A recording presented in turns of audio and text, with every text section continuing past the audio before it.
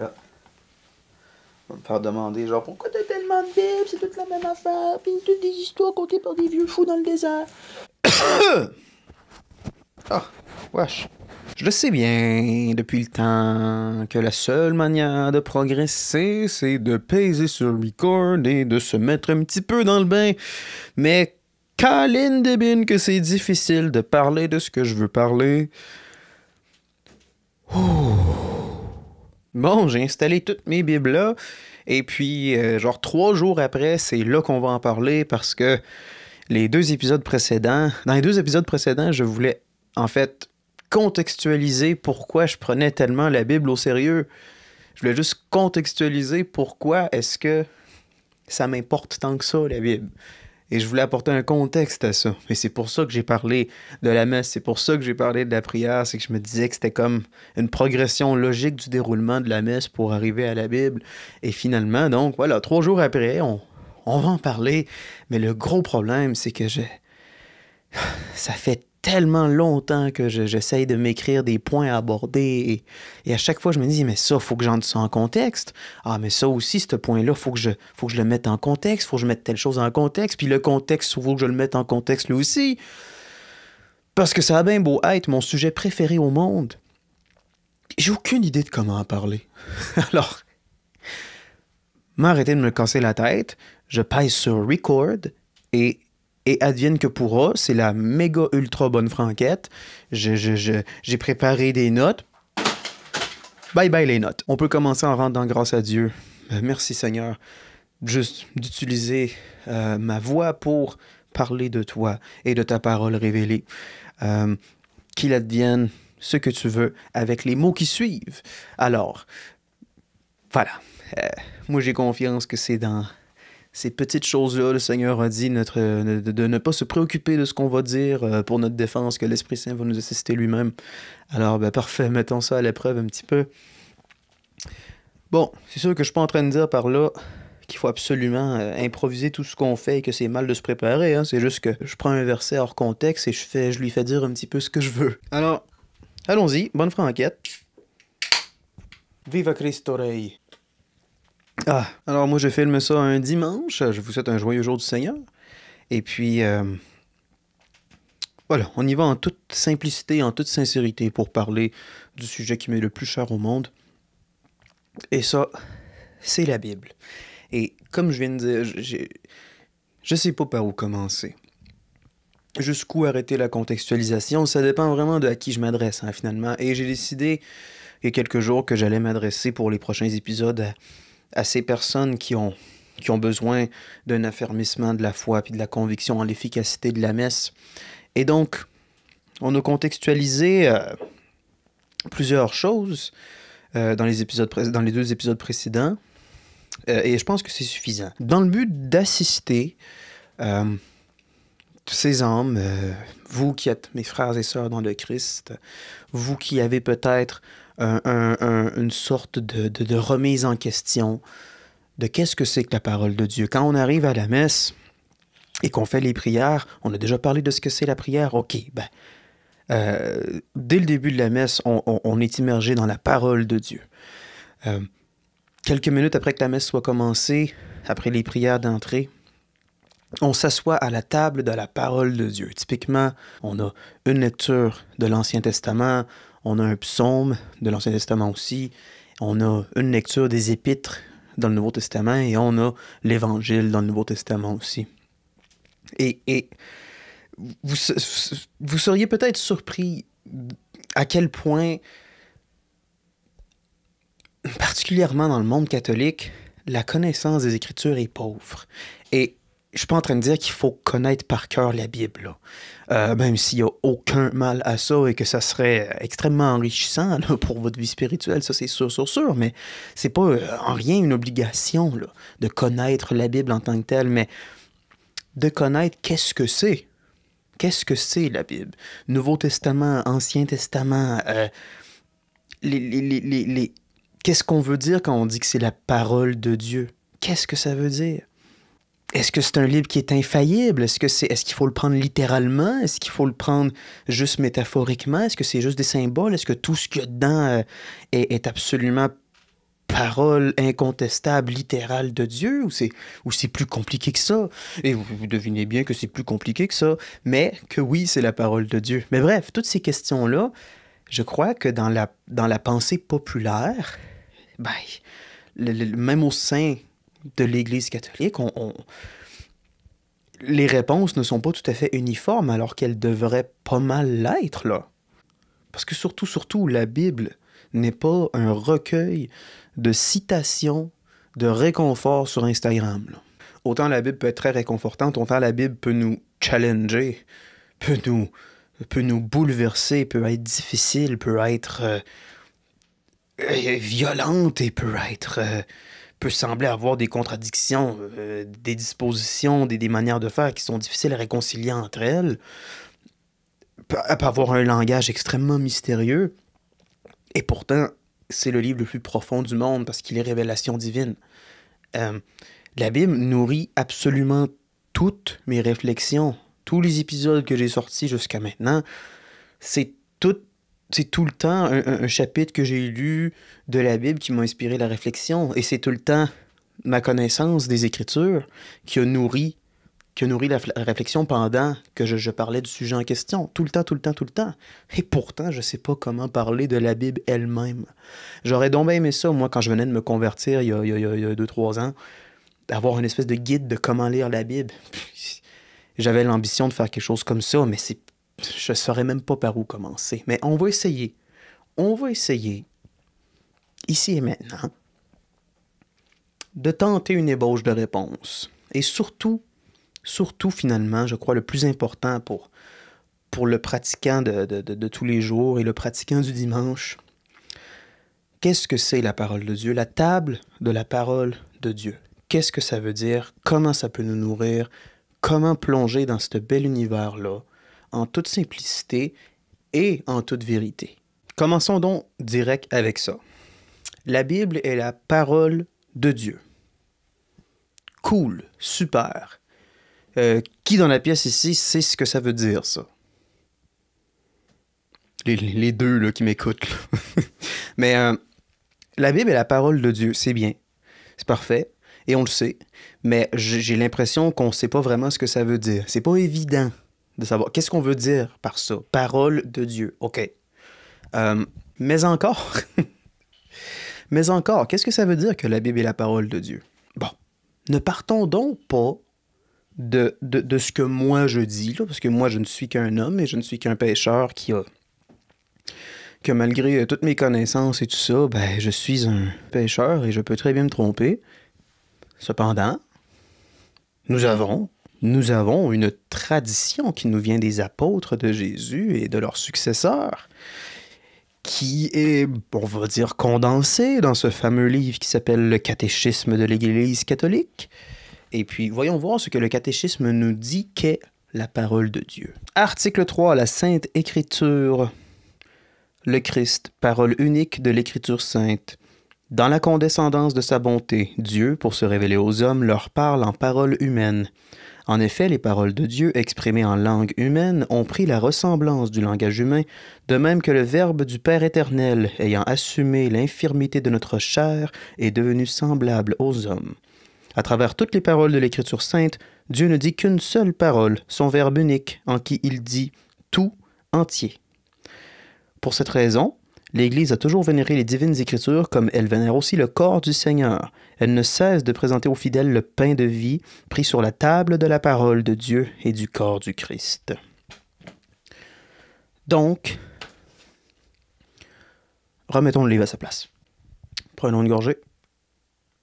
Le catéchisme compare les saintes Écritures, qui sont la parole de Dieu, à la parole de Dieu qui est la parole de Dieu incarnée, qui est Jésus. OK. Alors, je pense qu'il est utile de se remémorer qu'est-ce que c'est la parole de Dieu. Eh bien, la parole de Dieu est ce qui crée l'existence. OK?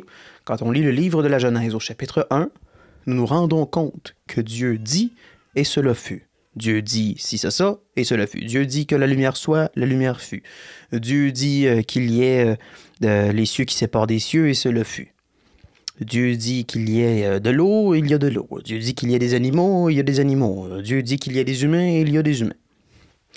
Dieu dit, et ça existe. Alors, Dieu crée le monde, Dieu crée l'existence par la parole. Je rappelle donc que ça veut dire que nous vivons dans le langage de Dieu. Nous, quand on parle, ça donne des mots. Je parle, ça donne ça. Dieu, quand il parle, ça donne tout ça. Ça donne tout ce qui nous entoure. Ça donne l'existence, la vie. Très bien. Ça, c'est la parole de Dieu.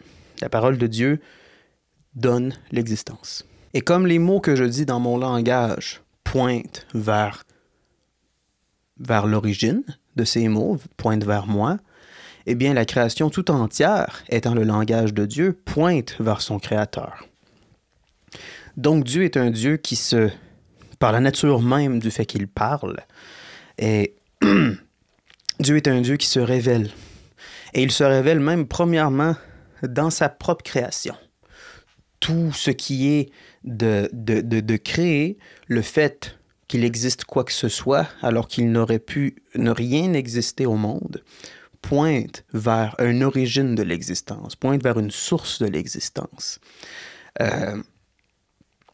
Le fait que quoi que ce soit existe et que quoi que ce soit intelligible au sens de tout dans l'univers est ordonné d'une façon à ce que ça soit compréhensible. Et ça, la science, les sciences pures, comme les mathématiques et la chimie, la biologie, des choses comme ça, les sciences, témoignent justement de ça et n'auraient pas pu naître dans aucune autre tradition intellectuelle que celle du catholicisme.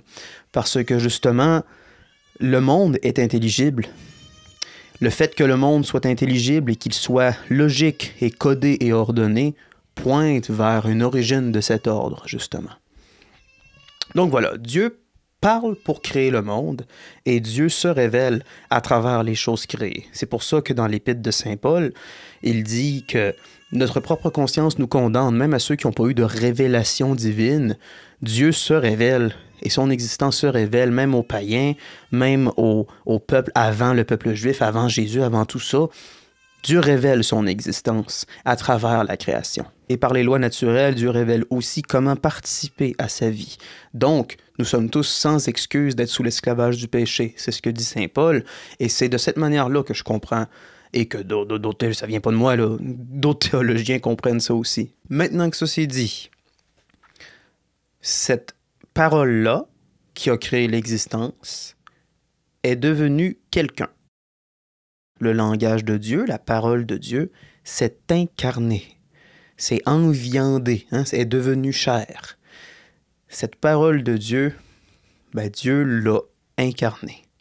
Ce qu'on appelle le Fils de Dieu, c'est ça, c'est l'incarnation de sa parole, de son mot avec un M majuscule. Donc le code même de l'existence est venu vivre une vie humaine dans le temps et dans l'espace. De la même façon que nous sommes corps et âme, de la même façon que la prière peut être faite purement spirituellement et aussi en allant dans un lieu physique et temporel, de tout ça, tout ce mariage du physique et du temporel et de l'éternel, parce que le temporel inclut le spatial de par définition, ce mariage-là du temporel et de l'éternel, c'est le catholicisme. Et c'est l'incarnation de Jésus. Et nous sommes les membres de son corps.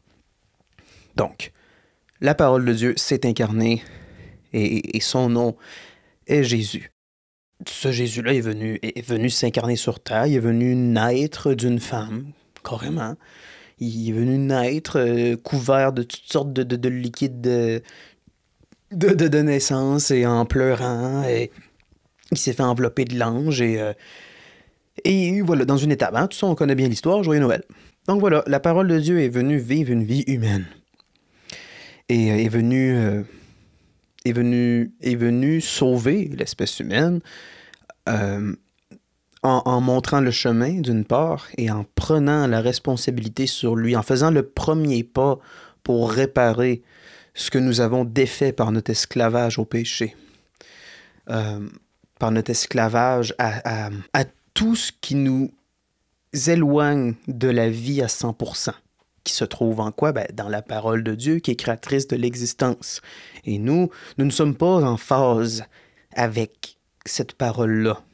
On n'est pas dans la vague là, du tout. Là. Donc oui, nous sommes pécheurs. La signification de péché en vieux grec, j'ai oublié le mot, mais ça veut dire manquer son coup, ça veut dire manquer sa cible. Hein. Donc on n'est pas dedans, on n'est pas dans la parole, on n'est pas dans le rythme créateur du monde, on s'en sépare parce qu'on est des esclaves, on est esclaves à la mort, on est esclaves Aujourd'hui, on est esclave à la consommation, on est esclave du plaisir, on est esclave du confort, on est esclave de ce que les autres pensent de nous, on est esclave d'être meilleur que les autres, on est esclave de nos peurs, de nos mécanismes de défense, tout ça. On n'est pas dans la vie à 100%. Et le Seigneur est venu faire le premier pas pour réparer ça. Et le Seigneur est venu nous montrer comment vivre. T'sais, le rythme de la vie lui-même est venu vivre une vie 100% humaine. Et c'est une vie qui est rédemptrice. Il est venu profondément, il est venu guérir. Le mot sauver, Jésus est le sauveur. Le mot sauver du latin, le salvus, salver, salvus, ça ressemble, c'est la connotation, c'est la guérison. Jésus est le guérisseur. Il est venu guérir les lépreux, guérir les malades, guérir les cœurs endurcis. Alors, ce Jésus, cette parole incarnée de Dieu, a eu des disciples, des gens qui suivaient son enseignement, et même plus que ça, il a eu des apôtres. Il a eu des apôtres, 12 apôtres. Et ces apôtres-là, Jésus a placé son autorité sur eux. Il a donné à ces apôtres-là son autorité à lui.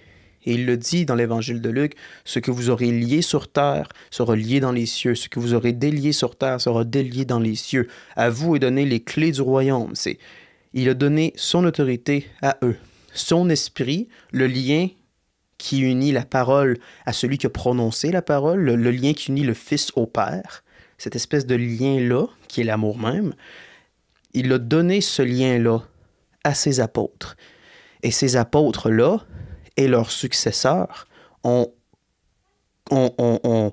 non seulement propagé une certaine tradition de comment vivre cet évangile-là, mais ont aussi consigné par écrit cette révélation-là de Jésus. On compilé des témoignages oculaires des gens qui ont vu sa vie. On écrit pour des raisons qui leur sont propres. On écrit des lettres, des épîtres qu'on appelle aux différentes églises qu'ils ont fondées. Autrement dit, l'enseignement de Jésus a été transmis par les apôtres, de successeur en successeur, autant à l'oral qu'à l'écrit. Et à l'écrit, c'est ce qu'on appelle le Nouveau Testament. Le Nouveau Testament. Mais s'il y a un nouveau, c'est qu'il y a un pas nouveau. Hein, si. Il y en avait un avant, et là, poup, il y en a un autre, c'est le nouveau. Ah, c'est un nouveau. Donc, qu'est-ce que c'est que toutes ces pages d'abord? Alors voilà, qu'en est-il de l'Ancien Testament? Qu'est-ce que c'est? Eh bien, l'Ancien Testament, brièvement, c'est Dieu qui a préparé l'incarnation de sa parole, donc la naissance de Jésus. Dieu a préparé un terrain, un peuple, une culture spécifique pour que son Fils s'incarne dans une culture spécifique et dans un temps spécifique. Un temps d'ailleurs d'oppression. Hein? Le peuple juif, Israël, a été opprimé par le peuple romain, la grande puissance mondiale.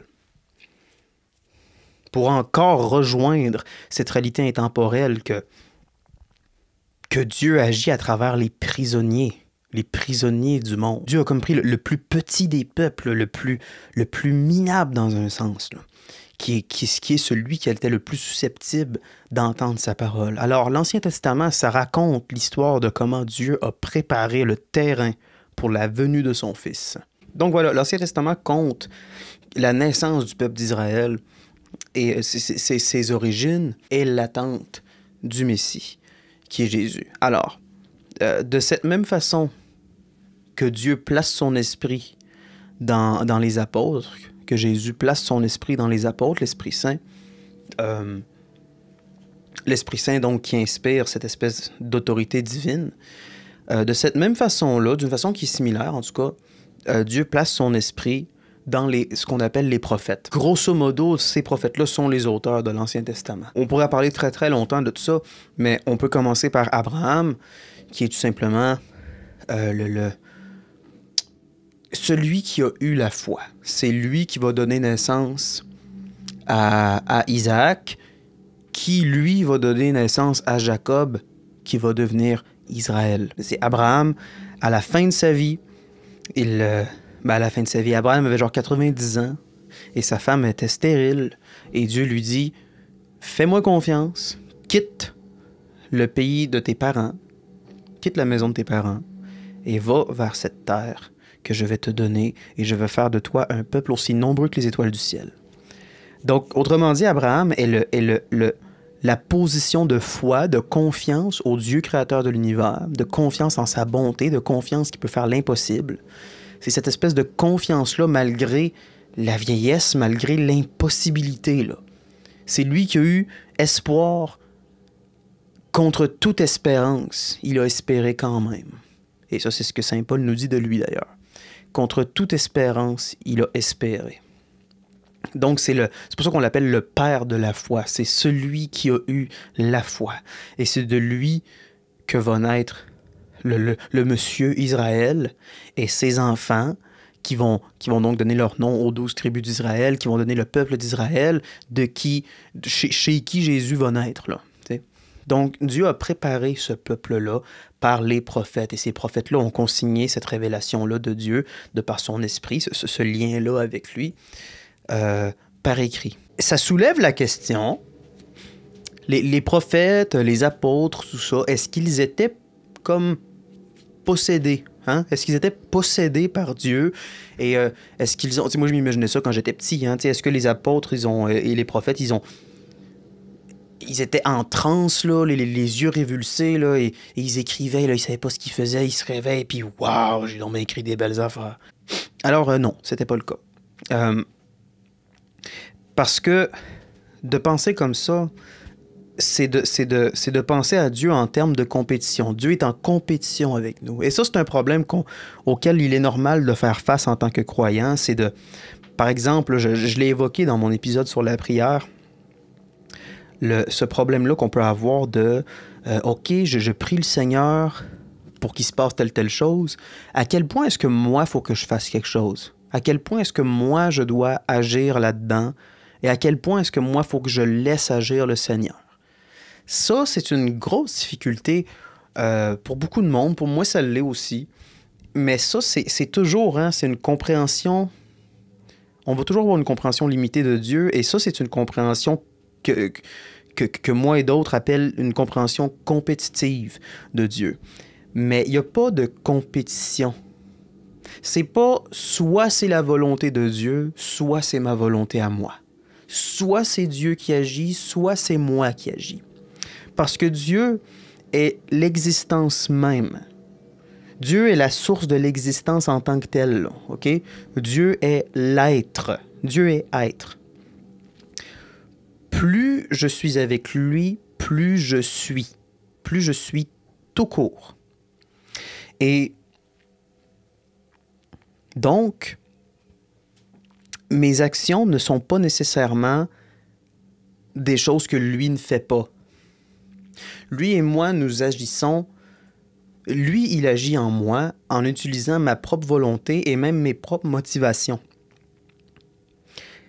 Quand j'agis en pleine liberté et en plein être, c'est lui qui agit à travers moi. Il n'y a pas de compétition. C'est très difficile à expliquer, mais l'essentiel, c'est ça. Donc, pour des raisons qui leur sont absolument propres aux apôtres et aux prophètes, ils ont écrit par leur propre désir, par leur propre motivation, dans leur propre langage, dans leur propre style d'écriture, pour leurs propres raisons, en toute liberté, ils ont écrit et Dieu a écrit aussi à travers eux, non compétitivement. De la même façon que Jésus est pleinement homme et pleinement Dieu sans compétition, les Écritures saintes ont leurs auteurs et Dieu comme auteur, sans compétition. Par exemple, c'est très facile de faire cet exemple-là avec les épîtres de Paul. Paul a écrit plusieurs épîtres aux Romains, aux Corinthiens, aux Galates, Thessaloniciens, tout ça. Et Paul écrivait ces lettres-là, ou faisait écrire ces lettres-là, plus souvent, pour ses propres raisons. Il constatait des problèmes dans les églises qu'il avait fondées, dans les communautés chrétiennes qu'il avait fondées. Il constatait des problèmes. Et il a voulu écrire, une soirée, là, il a voulu écrire en s'adressant à eux pour régler ces problèmes-là. Il a pesé sur Send, puis ça s'est fait. Par sa propre volonté, avec son propre style d'écriture, son propre langage, ses propres images, son propre style et sa propre volonté, ben, il a écrit quelque chose que lui-même ne s'attendait pas qui soit plus tard préservé par les fidèles, par les successeurs des apôtres, et que l'Esprit Saint a révélé que que l'Esprit Saint était derrière ça. C'est ça que ça veut dire que la Bible, c'est la parole de Dieu. OK, Saint Paul, il s'est pas assis sur la table en se disant, là, à soir, j'écris la parole de Dieu. Là, je le sens, là. Je suis bien connecté avec lui, je suis donc bien. À soir, je suis sur la coche, là. Je vais écrire la parole de Dieu. Moi, je l'ai l'affaire. Pas en tout. Du tout, là. Du tout. Il savait probablement même pas que l'Esprit Saint était derrière ça, parce qu'encore une fois, Dieu n'est pas compétitif avec nous. Dieu n'est pas compétitif avec nous. Dieu a donné des talents à Saint Paul, encore comme exemple. Dieu a donné des talents d'orateur. Dieu a donné des talents d'écriture. Ben souvent, comment ça s'écrivait dans ce temps-là, c'est qu'il y a quelqu'un qui écrivait pour lui. Lui, il disait, lui, il parlait, et l'autre écrivait. Et donc, Dieu a donné des talents d'orateur à Saint Paul. Dieu a fait naître Saint Paul dans telle culture, dans tel temps, sachant qu'à ce moment précis de sa vie-là, il allait avoir telles envies, tel motif, et qu'il allait faire écrire son texte pour telle raison. Dieu se servant, Dieu qui est en dehors du temps et de l'espace, se servant de ces motifs-là, de sa création, de sa créature,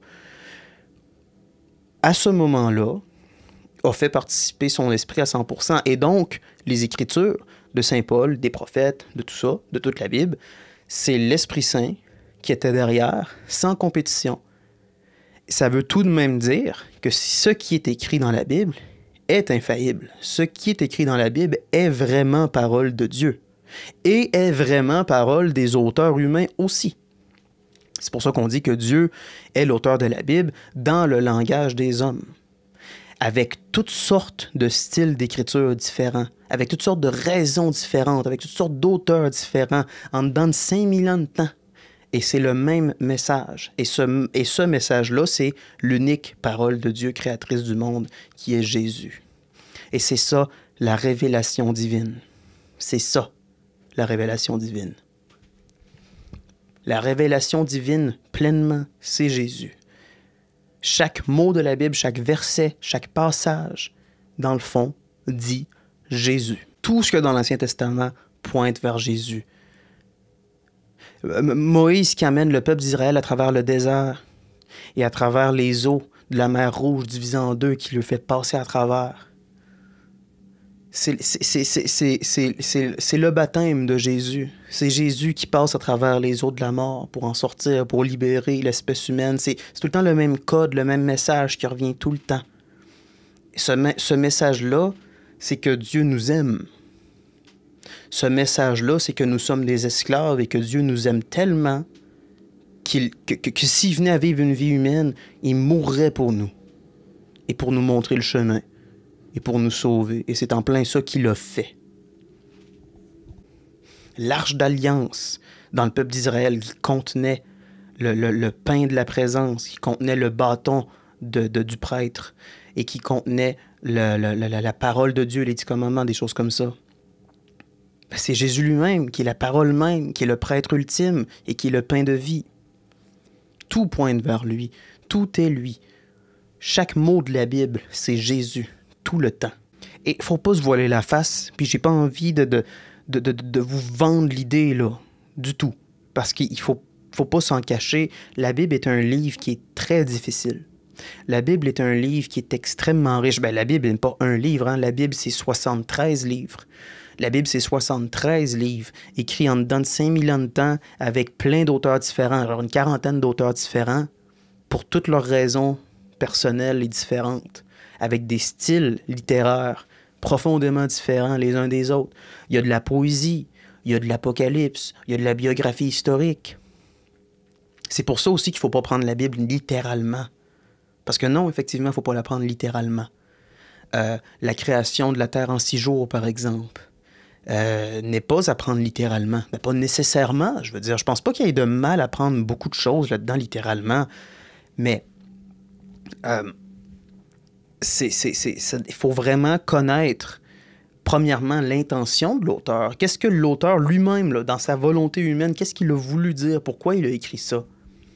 Pourquoi il a écrit ce qu'il a écrit? Pourquoi il a écrit son livre, son tome? Et parfois, il y a même plusieurs auteurs par tome, là. Donc, pourquoi ils l'ont écrit? Pourquoi ils l'ont écrit? Le sens littéral, c'est d'abord ça, ce que l'auteur avait en tête. Ensuite, il y a les sens plus spirituels, les métaphores. En quoi est-ce que ça rejoint Jésus, ça, ce qui est écrit là? Et en quoi est-ce que ça nous appelle à la rectitude morale? Qu'est-ce qu'il y a à imiter là-dedans? En quoi est-ce que ça nous rappelle comment ça va être la fin des temps? Dans un sens, en quoi est-ce que ça nous raconte l'histoire du monde du point de vue de l'éternité? Les schémas récurrents dans l'existence.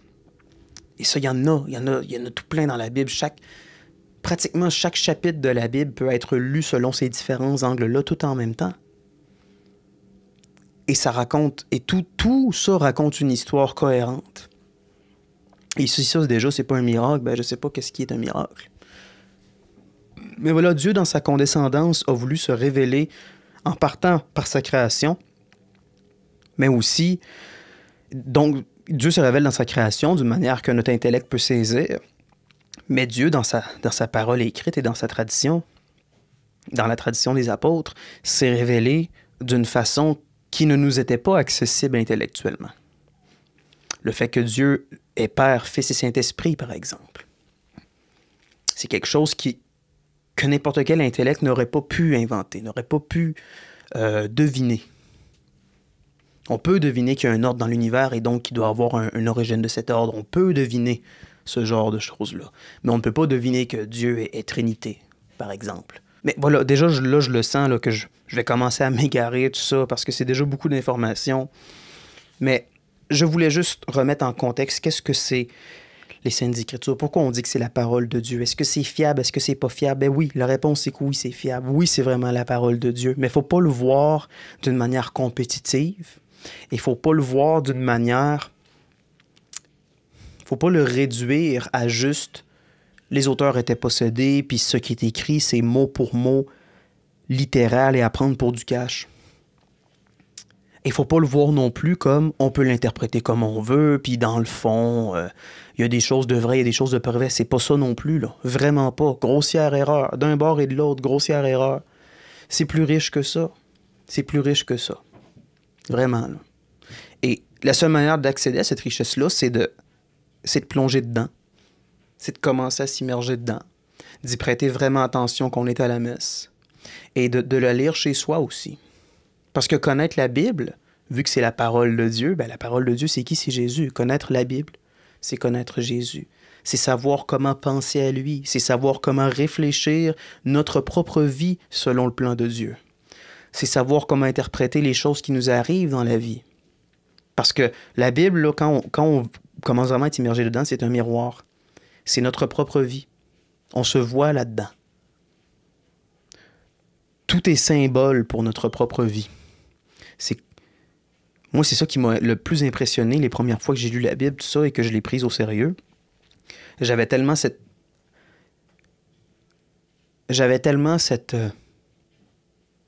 conviction-là que ma manière de vivre n'était pas bonne, ni pour moi, ni pour mon entourage, que je ne savais rien finalement de l'existence et du monde. Et là, je me mets à lire la Bible et j'étais surpris de voir que je connaissais ces choses-là dont elle parle.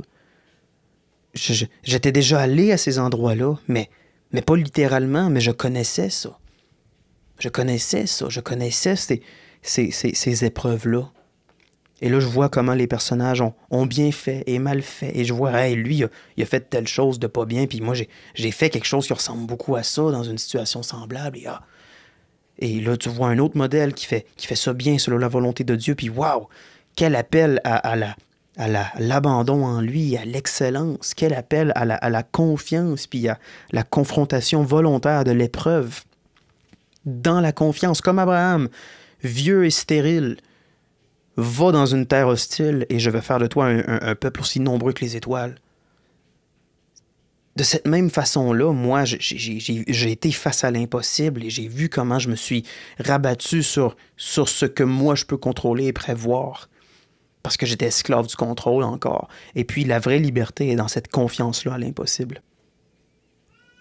Celui qui croit en moi, même s'il meurt, ne meurt pas.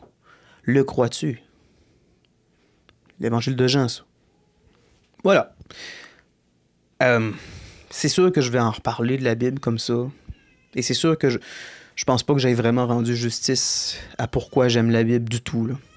Mais, bon, si ça a pu assister quelqu'un, si ça a pu porter secours, porter encouragement à une âme qui prend un peu la Bible pour acquis, qui est un peu lassée et tout ça, si ça peut porter encouragement et confiance en la fiabilité des Écritures, ben moi je dis mission accomplie. Si c'est le cas, ne serait-ce que pour une personne, je dis mission accomplie. Alors à cette personne-là, je te dis santé, sois en paix et à la prochaine.